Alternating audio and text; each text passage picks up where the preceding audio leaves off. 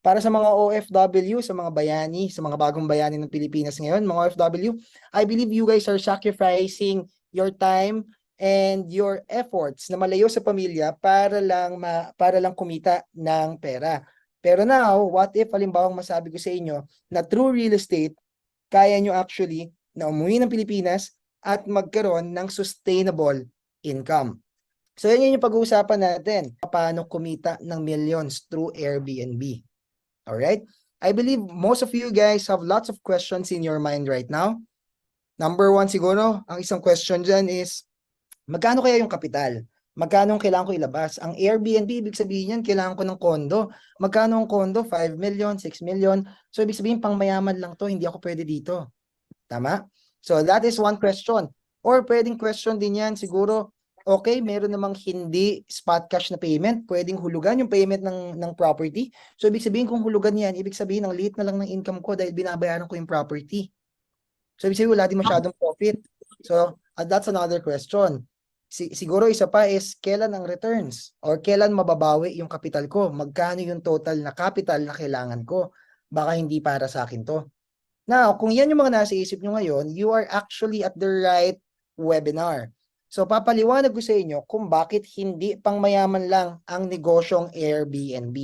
And kung magkano talaga yung kinikita ng mga nagtagumpay, yung mga naging successful with this kind of business.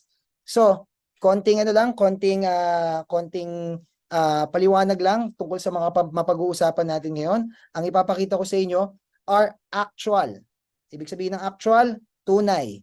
Mga tunay at yung mga details or data ng mga properties na napapaupahan namin ngayon. Then later on, papaliwanag ko naman sa inyo kung paano. Okay? Okay, so magsisimula tayo ngayon. Ulitin ko, my name is John Talusan. So I am an international sales director of SMDC.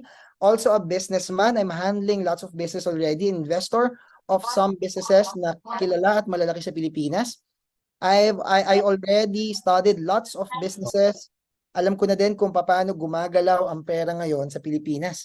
So baka sakaling meron akong ma-impart sa inyo na pwede nyong magawa yon para mabago natin yung ating mindset na dati iniisip natin in order for us para yumaman, kailangan natin talagang magsipag, kumayod ng sobra, magpagod. What if ang sasabihin ko sa inyo na pwede kayong yumaman kahit na hindi kayo sobrang napapagod? Okay. Ang Airbnb ay hindi yung staycation business. Ito ay isa lamang platform. Ibig sabihin nun, isang paraan lamang yan para mapaupahan yung mga properties ninyo. That is the Airbnb platform. Ang hindi natin alam, meron pang ibang platform such as for example, agoda.com. Meron din tayong booking.com. Merong Trivago. We can also sell our daily units through Facebook. So marami din tayo nakukuha dyan. Now, etong Airbnb is, gaya nga ng sabi ko, platform lang siya, pero hindi natin alam, maraming ibang platforms pa, na mga booking platforms na kung saan pwede kang kumita ng malaking pera. So now, ito na ngayon yung advance. So, papakita ko sa inyo ngayon kung ano yung actual data. Magsisimula muna tayo sa data. Gusto ko munang pakita sa inyo kung magkano yung kinikita. Then later on, i-present ko sa inyo napaupahan nating properties. Alright? So over here, you will see the property. So, kiklik natin itong multi.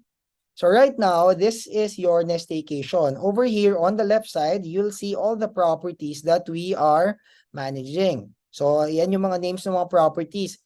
These names are only decided by us. So, hindi ito yung actual name ng mga units or actual name ng mga properties. So, pinangalanan lang namin siya in order for us para madali naming matrack yung income ng mga units at madali namin silang mabook. So, let's say for example, this one is Alessandra unit. Apollo, Athena, Aurora, etc., etc., etc. Now, over here naman, above here, is yung dates. For example, October 23, lahat to October 23, pababa. October 24, pababa. 25, 26, 27, so on and so forth. Now, etong mga data na nakikita nyo dito, pag may kulay, ito yung inventory ha. So meaning, kunyari, October 23, ito si Alessandra. Pag may kulay kayong nakikita, that means it's already booked. May umupa ng property na yan. Pag walang kulay, ibig sabihin, hindi pa siya nabubook kagaya nito. Ayan, ito yung mga, nakikita nyo yung mouse ko? Ayan, ito yung mga hindi pa nabubook. So now, kung titignan nyo, ito yung mga dates. And for example, ngayong October 28, meron ba akong bakante? For Alessandra, may kulay, may color, lahat ng units over here may color. So now, magkano ang isang gabi? Ang isang gabi is nag-average ng 3,000 to 3,500 pesos. Okay, nakikita nyo. So that means today, kumita ako ng 3,500 times 16 units. These are 16 units. So kumita kami ng 3,500 times 16. That's probably around 50,000 pesos income over a day. And ngayon, meron na kaming a total of 16 properties. Ngayon, papakita ko sa inyo yung isang unit lang. So this is Alessandra unit sa Shore Tower 1. So now, ilagay natin ngayon yung data way back January 2023. Guys, ulitin ko yung sinabi ko sa inyo, actual data itong mga to. Meaning, ito na mismo yung negosyo. Ito na yung nirarun nating business. Okay? So, hindi na ito theory lang, hindi na ito plano, o hindi na to idea lang. Nangyayari na talaga siya. Alright? So, etong isang unit na to, si Alessandra, way back January 2023, hindi pa siya listed, meaning hindi pa namin siya in-open for daily staycation. We started listing this property February 11, 2023. Alright? So, mula nung in-open namin siya, isa lang yung naging bakante. And kung titignan mo yung March, walang bakante, fully book. Ulitin ko ha. This is 3,000 pesos to 3,500 every night. Alright? So, mamaya ipapakita ko sa inyo yung actual breakdown ng income. So, March 2023, fully book. April, fully book. May, fully book. June, July, August, September, October are all fully book. So, ibig sabihin nito, itong property nito hindi masyadong nagpahinga.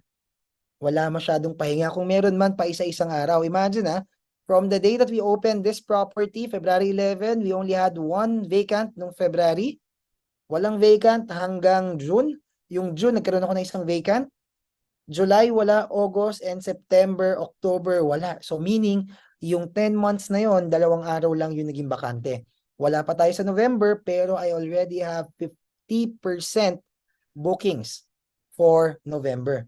Alright? So now, papakita ko din sa inyo, hindi lang isang unit. Baka sabihin nyo, ang pinapakita ko lang sa inyo is yung isang unit na paborito ko, yung pinakamaganda. Let me show you other property. Let's say for example, Thalia. Thalia is also a good property. Ayan, papakita ko sa inyo yung data na mag-i-start ng January 2023. Etong Thalia na to, in-open namin to last year pa. So, ilagay natin sa September. Tingnan natin yung September niya. September last year up to date. Ayan. September 2022. Ayan. So, starting September 2022, we started listing this property. Ayan. So, October, fully booked. November, December, January, may 2 araw akong bakante. February, fully booked. March, April, May, June, July, August, and September. Lagay natin sa July para makita ninyo. July 2023. Ayan, nasa July na tayo ha. Ayan, July. July, August, September, I only had 1 vacant night. And October, I had like 2 vacants pa lang ng October. So imagine, for 1 whole year, lagay uli natin sa January. For 1 whole year, starting January, I only had 1, 2 nights, then 3, 4, 5 nights na vacant lang for the whole 10 months. So again, ulitin ko yung sinabi ko kanina, magkano ang income sa loob ng isang gabi? 3,000 to 3,500 pesos every night. So now, papakita ko na sa inyo ngayon yung actual statistics. Pero bago yon, baka sabihin nyo, 2 units lang pinakita ko, magpakita pa ako ng iba. Halos lahat yan ganyan. So January, ayan. This one naman is Georgia. Sa Shore Tower 4, makikita nyo dito, walang bakante. Nagkaroon ako ng bakante ng March. Nagkaroon ako ng damage yung property ko. Nagkaroon lang ng leak sa toilet. That's why vinacant ko siya for like a week. So, April, May, June, July, August, September, October, November. Alright, ulitin ko, lahat ng may kulay are booked. Ang bakante lang are yung mga walang kulay kagaya nito. Pag ganyan, ibig sabihin yan, bakante yan. O question siguro ng iba dyan, bakit iba-iba kulay? Bakit may red? Bakit may green? Bakit may yellow, blue, etc. Yan ay para malaman mo kung saan nanggaling yung booking. Yung red is nanggaling sa Airbnb, yung green is nanggaling sa Facebook. Alright? Gaya ng sabi ko kanina, maraming iba't iba pang platforms. Nandyan yung color blue for our website. Nandyan yung color violet for Agoda. Nandyan yung yellow for booking.com. Nandyan yung blue-green for Trivago.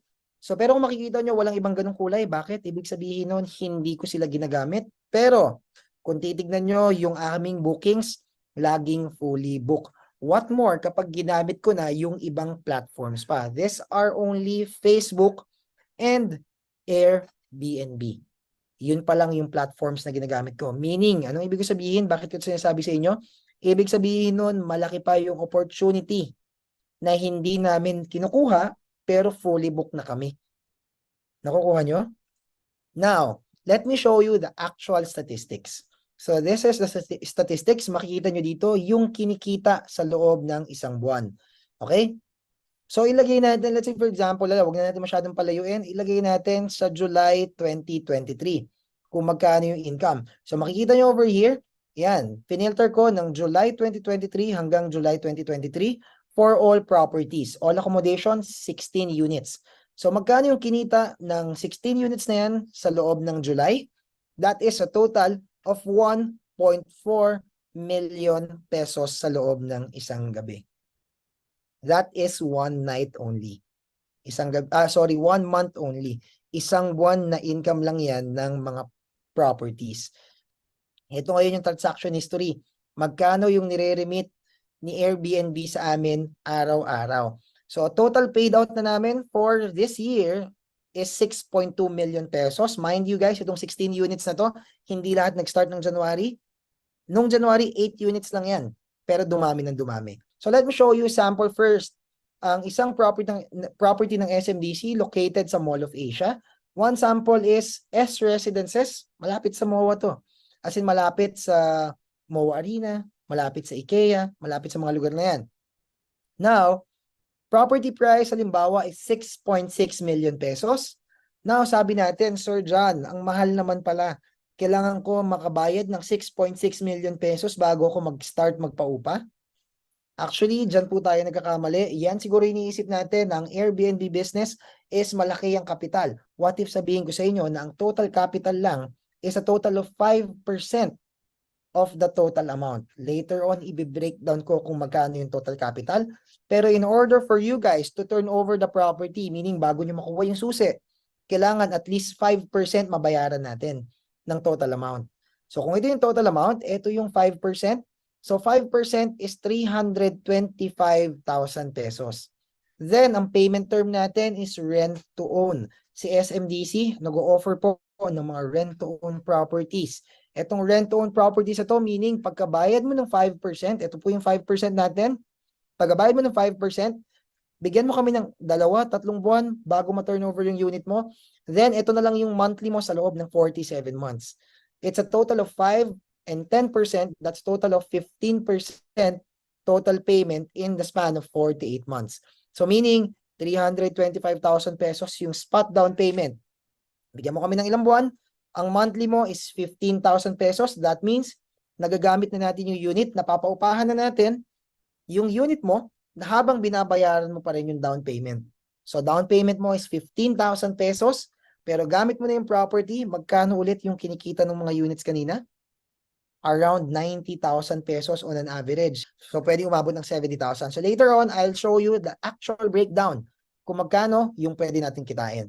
Now, siguro question natin next is, Sir John, after natin bayaran yung 47 months ng 15,000, may balanse pa tayong 85%. Anong gagawin natin sa 85%? Siyempre, yung 85% na yan, pwede na natin yung i-loan sa SMDC in-house financing or pwede rin sa mga bangko. Ang BDO po ang ating partner when it comes to our financing. So, ang SMDC kasi is the same company as BDO. That's all under SMIC or SM Investment Corporation. So now, yung 85% pwede na nating i-loan sa bangko. So, eto ngayon yung 85%. 6 million pesos, interest rate natin, sample computation natin sa bangko. 6% sa 25 years. So that's around 39,000 pesos monthly. Again, huwag kayong mabibigla. Kapit pa rin kayo, hindi pa tayo tapos. Sasabihin natin, Sir John, lumaki naman pala. Nung una, 15,000 lang. Pero ngayon, 39,000 na. So, paano namin babayaran yan? Later, papaliwanag ko sa inyo kung paano. Okay? I-quick review ulit natin kung paano yung process ng buying or investing ng isang property. Property price is 6.6 million pesos. 5% yung kailangan mo para mag-qualify ka na for rent to own. Then 10% for 47 months habang pinapaupahan mo na siya. After ng 47 months, 85% iloloan na natin sa bangko. Your monthly can be as much as 39,000 pesos. Okay? So now, let me show you yung projection kung magkano nga ba yung pwede nating kitain. Okay? Dito tayo ngayon sa sheet 1. Alright. Now, dito muna tayo sa capital expenditure or CAPEX. Ibig sabihin ng CAPEX is this is your total capital before you start earning from your business. Okay? Ito yung total capital natin. So now, magkano nga ba yung kailangan natin first para i-reserve yung property? So according to the computation, balik tayo sa computation, reservation fee is 30,000 pesos. 30,000 pesos. Alright? So ilagay natin dito sa sheet 1, 30,000 pesos. Okay? Now, may spot DP tayo. Ito yung 5%. 5%, 325,000 pesos. Ulitin ko, itong 5% ay kung gusto mong ma-turnover agad yung property mo, pwede na natin bayaran yung 5%. Pero let's say for example, Sir John, wala pa akong 5%, wala pa akong pambayad sa 5%. Pwede din natin yan gawing monthly hanggang sa ma-accumulate natin yung total of 5%. Kunyari, naka-monthly ka ng 20,000 pesos. So that means 20,000 pesos in 1 year, that's 240. So 1 year and a half, that's 320, 350. So maka 1 year and a half ka, pwede mo nang i-turn over yung unit mo. So meaning kahit wala kang pang spot down payment, pwede mo ding i-monthly yan. Pag nabuo mo na yung total of 5%, pwede mo na ngayong i-request yung turnover mo. Okay? Nagigets natin yon, naiintindihan natin lahat? So yan yung rent to own phase 2 or EOP phase 2. EOP stands for Early Occupancy Program. Okay? Balik tayo ngayon dito sa sheet 1. Kunyari, meron tayong pang 5%, 325,901. So ilagay natin dito ngayon, 325,901. Okay. So ito na, nagbayad tayo ng spot DP. Then after 1 month, nakapagbayad tayo ngayon ng 325,000 pesos. Then, meron nakalagay ditong 3 months DP. Bakit 3 months DP? Kasi nga sabi ko sa inyo, pwede kaming humingi sa inyo or baka naman pwede nyo bigyan kami ng at least 3 months bago namin ma-turnover yung property. Meron kasi tayong processing, meron tayong documentation, transfer of title, etc. etc. etc. So now, i-compute natin ngayon, ibig sabihin nun, pwedeng nakapagbayad ka ng 3 buwan mo bago mo na-turnover yung unit. So that's 15,144 times 3 months. Ito yan, yung tatlo. So 15,144, compute natin, 15,144 times 3. So that's a total of 45,000 pesos. And now yung dress-up cost naman, dress-up cost, ito naman yung pagpapaganda ng property mo. Ito yung pagre-renovate, paglalagay ng AC, ng air conditioning unit, paglalagay ng TV, paglalagay ng mga kama, etc. etc. etc. Meaning, ito na yung total na ginastos mo para maganda yung unit mo. For home fort, it's only around 350,000 pesos. Mind you guys, itong dress-up cost is hindi for SMDC. This is your own budget for your dress up ng property or upgrade ng property. Meaning, kung halimbawa meron kayong way para mapababa yan, kunyari ikaw ay isang contractor o meron kang mga kakilalang contractor na tingin mo makakatipid ka, makakalibre ka, then pwede namin ibigay sa inyo yung details, then pwede nyo din gawin. Pero syempre, mas maganda dyan kung halimbawang sa amin nyo na din ipapagawa para kahit papano, we'll make sure na nasa amin yung warranty. Meron kayong warranty sa mga units nyo kapag sa amin. So let's say for example, kayo magpagawa, then may mga nasira, kayo ulit yung mag-aayos nun. Okay? Ibig sabihin nun, hindi namin kasalanan kung may mga masisira sa properties dahil it's your contractor's fault kung bakit hindi masyadong maganda yung pagkakagawa. Alright? So now, enter natin. So now, meron kang 30,000 pesos. Ulitin natin lahat ng gastos. 30,000 yung reservation mo. Spot DP mo is 325 para ma-turnover na. Na-delay kami, let's say 3 months, nakagastos ka muna ng 45,000 pesos. and nagpaganda ka ng property mo, total of 350,000 pesos, you have a total capex or capital expenditure of 751,000 pesos. Meaning, ito muna yung naging kapital mo bago ka makalipat or bago mo magamit yung property. Mind you guys, ulitin ko sa inyo, etong dress-up cost ay hindi po sa SMDC. Ito ay sarili nyo ng gamit. Meaning, TV mo yan, aircon mo yan, sofa mo yan, kama mo yan, sa'yo lahat yan. Okay? Ito lang ang binabayad natin sa SM, total of 401,000 pesos. So imagine, meron kang 6 million or 7 million pesos property sa halagang 401,000 pesos. Yan lang yung kapital natin. Now, ulitin ko yung sabi ko kanina, kung wala tayong pang spot DP, pwede nating i-monthly yan hanggang sa makuha natin yung 5% at saka naman natin ma-request for turnover. Perfect scenario is yung gold residences. Para sa mga wala pang property sa gold residences, it's actually a very, very perfect avenue for rentals. Later, papaliwanag ko sa inyo kung bakit. Papakita ko sa inyo ng very quick si gold residences. Pero ibig sabihin is kung bakit siya naging perfect dahil kung wala ka pang DP, kung hindi mo pa ito nakukuha, hindi mo pa kayang ilabas, pwede mong i-monthly dahil hindi pa for turnover si gold residences. Next year, September pa siya mata-turnover. So, pwede kang kumuha ngayon, i-monthly mo hanggang December next year or September next year. Pag naka-total of 5% ka na, pwede nang lipatan yung building. Pwede tayo ngayon mag-request ng turnover. Nakukuha nyo? Okay. So, now, dito na tayo ngayon. Balik tayo dito. So, total capex mo ngayon is 751,000 pesos. Okay, ito ngayon yung kapital. Now, ngayon, nalabas mo na yung kapital mo. Pwede ka nang magsimula magnegosyo. Ngayon, dito na tayo ngayon sa income on EOP stage. Ano yung EOP stage? Ito yung income mo habang nagpapaupa ka dito sa 47 months. Kasi mababa pa yung monthly mo, di ba? So, kukumpitin natin kung magkano yung total profit mo. Okay? So now, sabi natin, Sir John, may bayad pa pala monthly.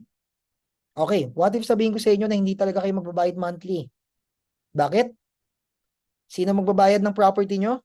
Ang magbabayad ng property nyo is the income of the property. Meaning, since nasa yun na ang susi, pwede na natin yung paupahan. Meron na yung income. Doon sa income na yun, doon mo ngayon kukunin yung pambayad ng lahat ng gastos at ng property mo. So now, i-compute natin yan. Hindi natin syempre dadayain yung computation. Ilagay natin, let's say for example, 90,000 pesos profit. Okay, ito yung profit ha. Gross muna tayo. Average 90,000 pesos. Kahit ibaba natin yan later on, papakita ko sa inyo, ibababa natin. Ibawas natin syempre, magkano yung monthly? 15,144. Ito yung monthly. Less 15,144. Less OPEX. OPEX is operational expenditure or pwede natin sabihin, ito yung gastos mo. Andyan na yung kuryente, tubig, laundry, linis, marketing, management fee, lahat-lahat na yan. Meaning, wala ka nang babayaran, nandyan na. Nandyan na lahat ng babayaran mo, nandyan na lahat ng gastos ng negosyo na yan. So, that is around 40%. So, kunin natin yung 40%. So, times 40%. So, that's a total of 36,000 pesos. Meaning, konti ipaliwanag natin kung paano natin ginawa yan. 90,000 pesos yung gross income. Less the property, syempre babayaran mo yung unit mo, dito mo nakukunin. Hindi sa bulsa mo, hindi sa trabaho mo ngayon sa ibang bansa. So 15,000 pesos, 90,000 less 15,000 pesos, less the gastos. Lahat ng gastos, kuryente, tubig, association dues, laba, linis, marketing, management fee, lahat-lahat na. May nasira, papaayos, may nawala, papalitan. Nandiyan na lahat, 36,000 pesos. Okay, 40%. So 90,000 less 15 less 36, meron ka ngayong monthly net rental profit of 38,000 pesos. Meaning, wala ka nang ginagawa, meron ka pang 38,000 pesos. Meaning, wala kang ginagawa, bayad yung unit mo, may 38,000 pesos ka pa. Okay? Now, gaano katagal natin gagawin to? Yung EOP stage, 47 months, di ba? 47 months. So, ilagay na lang natin sa 41 months. Kunyari, delayed. 3 months delayed yung ating turnover. 3 months delayed yung ating construction. Nilalagay ko na sa pinakapangit na scenario. This is the worst case scenario. So, 41 months mo na lang siya mapapaupahan. So, 38,000 pesos times 41 months is 1.5 or almost 1.6 million pesos. ROI na tayo, nabawi na natin. So, ibig sabihin nito, meron ka pa bang nakalabas na pera? Wala na. Nabawi mo na ngayon yung 751 mo at kumita ka pa ng additional 700 or almost 800,000 pesos. Alright? So, yan na ngayon yung income mo, nagka-profit ka na. Now, syempre, hindi pa tayo tapos. Syempre, yung pinag-uusapan pa lang natin is the first 47 months. Sir John, paano naman pagdating na natin ng bank financing? Eh, yung monthly natin sa bank financing, naging 39,000. Oh my God. Right, Oh ayan. my God. Pamute po muna, please. Pamute po muna. Yan, thank you, thank you. So now, gaya ng sabi ko kanina. Alright, Jane, pwedeng pamute muna yung ano. Ayan, thank you. Yes, boss. Alright, so sabi ko nga sa inyo kanina na, or sabi nyo sa akin na, sir, hindi pa tapos. Kasi may monthly na mataas. Baka naman abonado kami dyan. Baka naman, instead na kumita kami, eh, nawalan pa kami ng pera. Alright, so now, let's say for example, ang monthly income pa rin natin is 90,000 pesos pa rin. Sabihin na lang natin 90,000 pesos pa rin yung income natin. Naniniwala ba kayong 90,000 pesos pa rin kaya dapat yan? That is 5 years from now. Alam nyo ba ang salita o alam nyo ba yung term na inflation? Inflation is ito yung pagbaba o paghina ng purchasing power ng iyong currency or ng pera natin. Ito yung sample. Perfect example would be yung mga lolo't lola natin pag nagkukwento, apo, nabili ko tong lupa na to sa halagang 10 pesos lang. Tama? Dati 10 pesos kayang bumili ng lupa. Ngayon yung 10 pesos mo, ano na lang mabibili niyan? Isang sachet ng shampoo, mga ganyan, baka kulang pa. So, ang layo ng inflation. So, let's say na lang halimbawa na ang inflation hindi tayo tinamaan. Kunyari, hindi nagmahal ang rentals. Pag sinabi natin inflation, lahat nagmamahal. Pagkain, tubig, kuryente, pamasahe, etc., etc., etc. Lahat magmamahal. That includes your monthly or daily rentals. Nagmamahal lahat yan. Ang hotel nagmamahal through inflation. Sabihin na lang natin 5 years from now, 3,000 pa rin natin pinapaupa yung mga properties. And ang monthly natin sa bangko is 39,000. I-round up na natin, gawin na natin 40,000 pesos. So 90 less 40, then meron pa rin tayong capex, meron pa rin OPEX, meron pa rin tayong gastos. Ito yung operational expenditure, operational expenses. So 90,000 times 40%. So we still have around 14,000 pesos. So kumpitin ulit natin 90,000 yung income, wala na tong inflation, hindi tayo nagmahal ng presyo, less the monthly ng property natin, meaning bayad pa rin yung unit mo, at nailabas mo lahat ng pwede mong ilabas na gastos. Lahat ng kailangan gastos, nagastos na natin. Meron pa ring monthly net rental profit of 14,000 pesos. Alright? So now, yung 14,000 pesos, gaano natin katagal kikitain to? Kunyari na lang for 25 years. Dahil 25 years, yung ating loan term, ayan, 25 years. 6%, 25 years, 39,000, gawin natin 40,000. So, for 25 years, wala pa ring inflation, tuloy-tuloy lang. Kunyari, 14,000 lang talaga yung income natin. And for 300 months, that's a total of 4.2 million pesos. Meaning, fully paid na yung property mo, nabayaran mo na yung 25 years. Kumita ka pa ng 4.2 million pesos. Nakukuha natin yung idea? Sa first stage, habang nasa rent-to-own stage pa tayo, kumita ka ng 1.5. Pagdating sa bangko, nagmahal yung monthly natin, kumita tayo for 25 years ng 4.2, fully paid na yung unit. Okay? Now, hindi pa rin tayo tapos. Kumita na tayo sa first and second stage. Pupunta tayo ngayon sa third stage, which is the property valuation in 25 years. Fully paid na yung unit mo in 25 years, tama?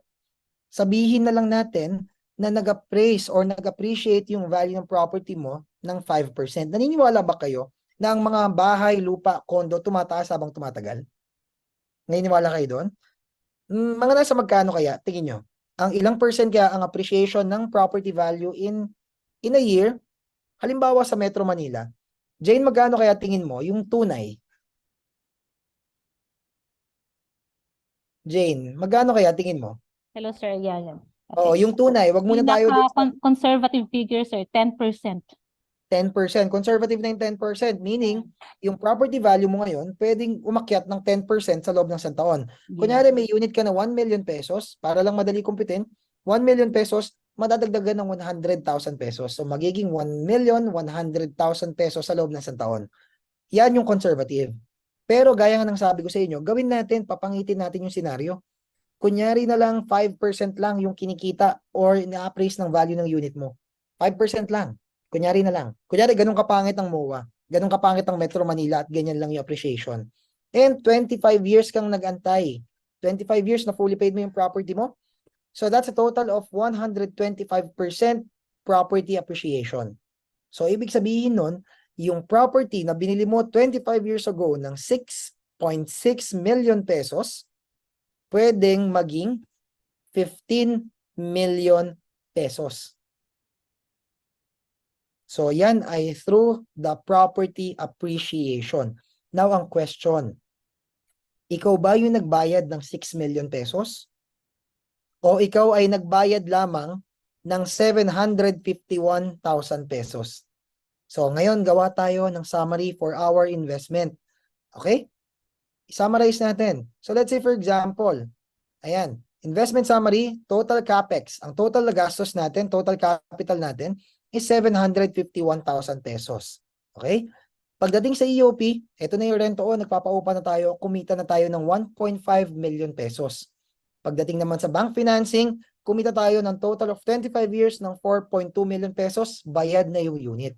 At dahil bayad na yung unit, ang presyo na ng unit mo sa loob ng 25 years is 15 million pesos. So now, kung i-compute mo kung magkano yung total na kinita mo, kumita ka ngayon ng 20 million pesos in 25 years na ang nilabas mo lang is 751,000 pesos.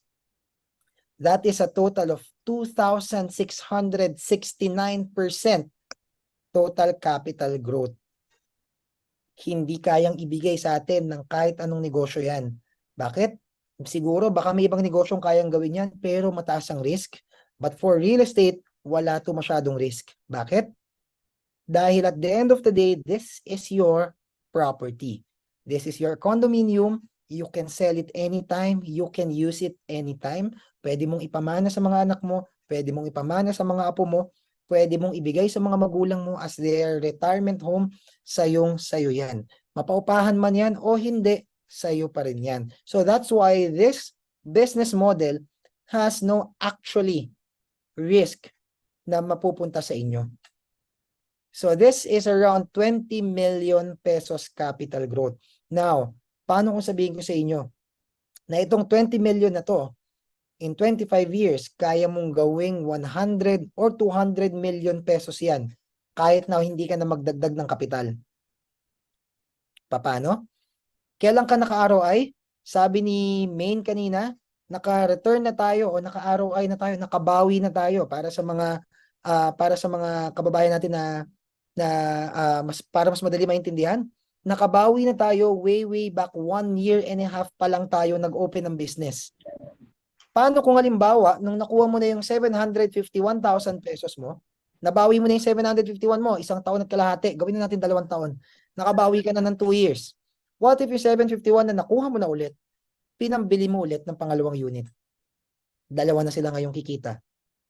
Yung kita uli nun, bumalik na ulit yung 751. Hindi na yan 2 years, 1 year na lang kasi 2 units na eh. 2 units na siya, so mas mabilis nyo ng mga ROI. Nakuha mo na ulit yung 751 in 1 year, ilagay mo ulit sa pangatlong unit. 3 na ngayon yung papaupahan mo. Yung 3 papaupahan mo, in 6 months, or baka mga 6-7 months, nakabawi ka na ulit ng 751, ilagay mo na ulit sa pang-4 na unit. Yung kita, lagay mo ulit sa pang-6, pang-7, pang-8, pang-9, pang-10. Magkano yung kinita ng isang property? 20 million pesos.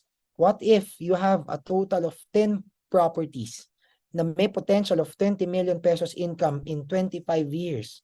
After 25 years, you sell everything, that's 200 million pesos profit. Again, ano ang risk? Wala, kasi sa'yo to. Nakukuha nyo? What I'm sharing to you guys is actually a secret of the old riches. Ito yung secret ng mga pamilyang mayayaman. Alam nyo ba yung mga Yulo family, C family, Ayala family, yung mga pamilyang yan, Gokongwei, etc., etc., saan ba sila yumaman? through land banking. Ang ginagawa ng mga pamilyang yan is bibili ng property. Pagkabili ng property, papaupahan nila yan. Pagkapaupa niyan, babayaran ng upa yung property na binili nila hanggang sa mabawi nila yung pera. Pag nabawi nila yung pera pambibili ng pangalawa, dalawa na yung pinaupahan. Yung unang pinaupahan, tumaas na yung value, binenta niya. Pag benta niya, meron siya ngayon, let's say for example, nabili niya ng 2 million pesos, ibebenta niya ngayon ng 5 million pesos kasi kumikita. May 5 million siya ngayon. Yung 5 million niya, pambibili niya ngayon ng 10 units o 10 properties. Down payment lahat. Paupahan niya ulit yung 10 yon. Pagka paupa ng 10 yon, binabayaran yung sarili hanggang sa ma-fully paid. Pagka fully paid, bebenta ulit nila lahat yan. Pagkabenta lahat niyan, ang laking pera nun. Yung pera na yon, pambibili ulit nila ng down payment, ng new units, mas maraming units, down payment na naman. Pagka down payment, papaupahan, magbabayad ulit noon is yung upa hanggang sa kumita sila ng bilyon. So ngayon, ang sinishare ko sa inyo ngayon is an opportunity for you guys to have financial freedom in your life or in your family in generation and generation na dadating pa. So now, what I want you guys to know is that SMDC happens to support daily rentals. And with that, kaya namin nabuo ang Homefort Staycation. So let me show you yung sagot sa question na, sir, tama po lahat ng sinabi nyo. Kaya lang, paano po? Nasa ibang bansa ako. Okay? Alright. Okay, so wait lang. Naghang yung aking laptop. Ayan. Ayan, sorry. Okay, so. Okay, open na lang tayo ng panibago. So now, again, ulitin yung sabi ko kanina, maybe the question is, sir, paano namin papaupahan yan? Nasa ibang bansa kami. Tama lahat ng sinabi mo, maganda. Ang problema, hindi ko kaya. Meron naman akong pera, sir, kaya ko yung 325. Kaya ko din pag-ipunan yung 350 na dress-up cost. Kaya lang, paano mo naman masisiguro sa akin, sir, na mapapaupahan yan? Then, dito ngayon pumapasok yung mga property management. Pero ang pinapromote ko sa inyo ngayon dito is Homefort iHotel. This Homefort iHotel, meron ng kahit papano na registration sa SEC. And also, bukod doon, marami na ding mga clients ang nagtitiwala. Nakakapagsimula na tayo right away. So, we're going to give you a passive income opportunity with your property na nasa prime location. SMDC, I'm pretty sure yung mga properties nyo are in the prime location. So, it's a perfect avenue for you guys to get an unlimited income. So, like for example, this is Mall of Asia area. So, makikita natin, meron tayong organic market demand. When we say organic market demand, meaning marami na talagang pumupunta dito sa lugar na to dahil sa mga iba't ibang attractions. Kagaya ng, for example, Mall of Asia Arena. Pag nag-concert, halimbawa, si Lee Min Ho. Nung nakaraan, nandyan si Lee Min Ho sa SMX. Ang dami ngayon naka-staycation. Sobrang dami pumunta sa MOA. Pag may game ng basketball, concert ng BTS, concert ng Blackpink, or other mga K-pop artists, or kung sino mang mga artista, pag nag-concert sila dyan, now punong-puno pa rin ang Mall of Asia area. SMX, may mga convention centers, mapupuno yan. Conrad is a hotel. Yun nga lang, ang presyo ng Conrad is around 10,000 pesos per night. Maybe siguro yan yung isang question nyo. Sir, mauupahan ba yan? And dami din namang hotel sa area. Nandyan si Conrad, nandyan si Microtel, nandyan si Sofitel, nandyan si Soler, nandyan si Okada. But the thing is, all of these hotels are around 15 to 20,000 pesos per night. Pagkano ulit tayo? 3,000 to 3,500 pesos. We're actually capturing the bigger part of the market. Ito yung mga medyo nasa babang market, the Class B and Class C market, na ang kanilang budget lang for daily staycation or for their accommodation is around 3,000 to 3,500. So yan ngayon yung kinukuha natin. Plus, meron pa tayong Mall of Asia area. Merong concert ngayon may concert ngayon sa yung ating concert ground, yung kumanta ng anong pangalan nun? Basta may artist na next year may concert dyan, Hollywood na singer. So, ayan. So, nandyan lahat ng mga attractions natin. So, ang dami ngayong organic market demand. Kaya natin mapapaupahan yung area ng MOA area. So, ayan. Yung sinasabi ko sa inyo, the organic market demand. And also, bukod doon, yung ating business model is very, very positive or very high potential when it comes to your income. By the way, Homefort has a property or shared income na ating program. Pag sinabi nating shared income, ito ay yung income ng property mo is hindi lamang sa'yo. Or income ng property ng mga kasama mo ay hindi lamang sa'yo. Let's say for example, meron akong total of 100 units. 100 units tayong lahat, kunyari na lang. Ang gagawin natin, o ang ginawang model, business model ng Homefort is profit sharing.